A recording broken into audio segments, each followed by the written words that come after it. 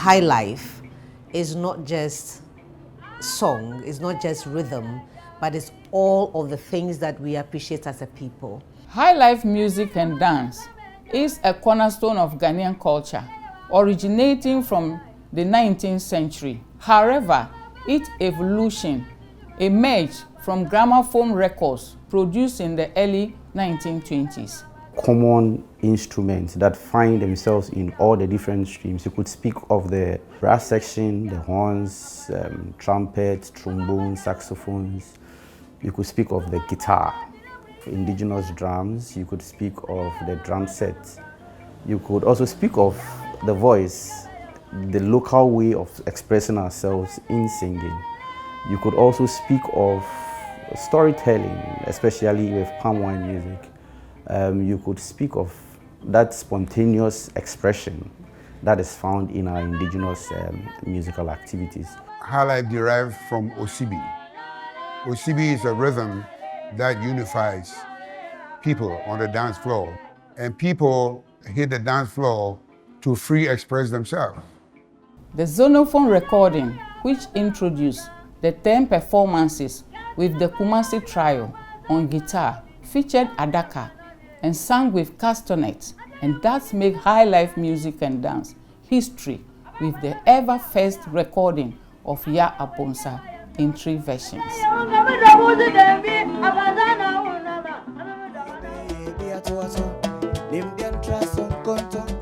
So let's put the clavi pattern at the 4, the 6, and the 8. This is how it works. 1, 2, 3, 4, 5, 6, 7, 8. 1, 2, 3, 4, 5, 6, 7, 8. 1, 2, 4, 6, 8. 1, 2, 3, 4, 6, 8. Once we have this 3-note clavi pattern on the 4, the 6, and the 8 in a quaver of a 4/4 timing, you will always have a feel of Highlife.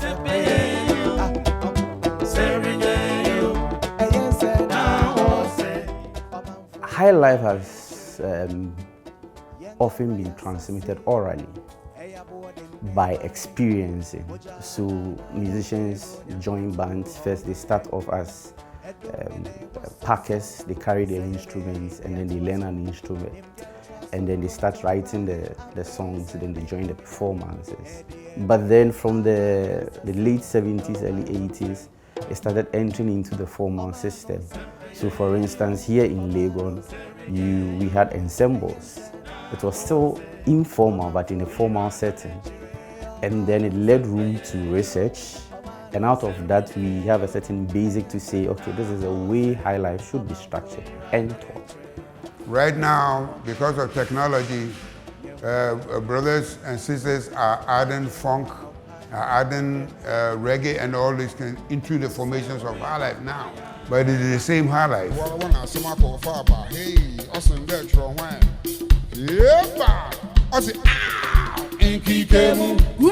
The messages in Highlife were very social, about family matters, problems with life, philosophy, you know, like Konimo. He's a sort of a singing philosopher. So a lot of philosophical proverbs and so on were found in Highlife. Send your girl child to school, mama send her to school. That song was on the lips of everybody because it had the Highlife rhythm in it. And today, I'm proud to say that records show, and the evidence abounds, that from that era, when the song was used for advocacy to bridge the gap between boys and girls in school, the girl ratio and the boy ratio, in some study, you'll find that there's more on the girl side than boys, and vice versa.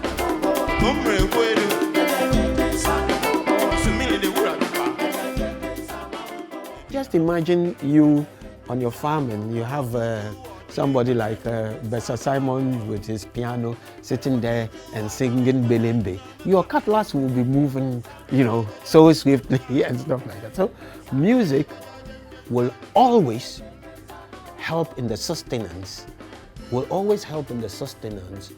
of food production. And as far as Highlife is concerned, the music has to have a context.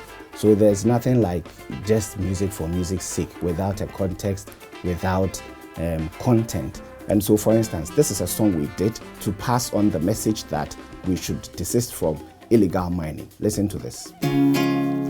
Jayo, jayo, jayo.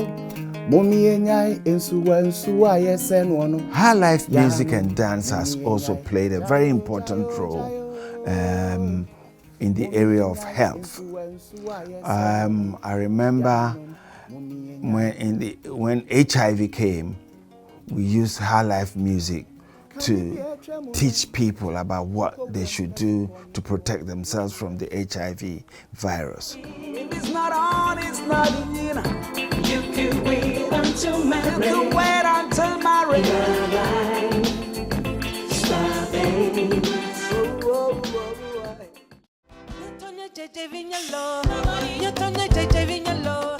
There's been the emergence of an all-women dance band. We can speak of the Lahays and the Women of Color. E.T. Mensah, we're creating our own female superstars or dance stars on stage. So he brought these women on stage. After that, more and more women came into the Highlife scene. So, I mean, I can just mention a few names. People like Charlotte Dada and Asabia, and people like this came in. I wanted to be the female version of E.T. Mensah. So I started singing Highlife, and I was blowing the horn.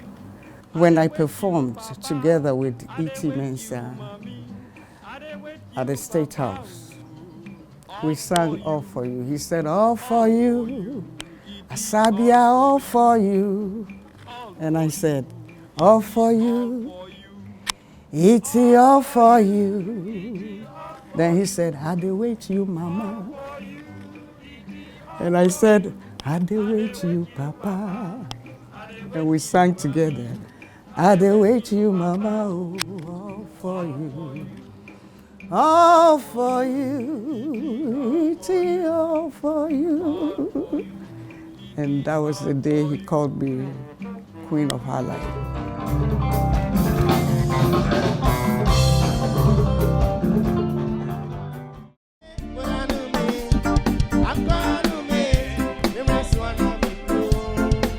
Cultural policy that addressed the preservation, promotion, and transfer of knowledge in the cultural space. I'm proud to say recently we have reviewed it for it to accommodate the new trends that we have in our cultural space. So in Ghana here we have Copyright Office and we have GAMRO. That is also a format that has to collect royalties for composers and all that. The best Highlife artist, Kwame Eugene. Congratulations, Kwame Eugene. TGMA, Ghana's Music Awards scheme, is one of the measures we've put in place to make sure Highlife is sustained. And every year we have awards like Highlife Artist of the Year, Highlife Song of the Year, and it makes it more prestigious. So artists want to write Highlife to make sure that they win those awards. So over the years, we have musicians like Amachi Dede, Daddy Lumba, Kojentri, Na Manua, Ampedu, Amanziba. They've all contributed towards the Highlife. And the young ones, young musicians like Kobna Kobna, Kofi Kinata, Akwabwa, Kwame Eugene, have also gained recognition, blending Highlife music with contemporary influences from other genres. And don't forget, Highlife music is the easiest music to fuse any genre with.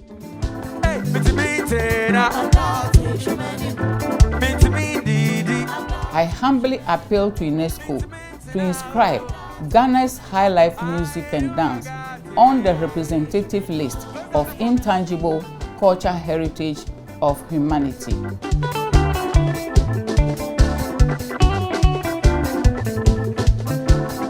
Let me go to the bass. This is Highlife music. Play something for me. Calm down, calm down.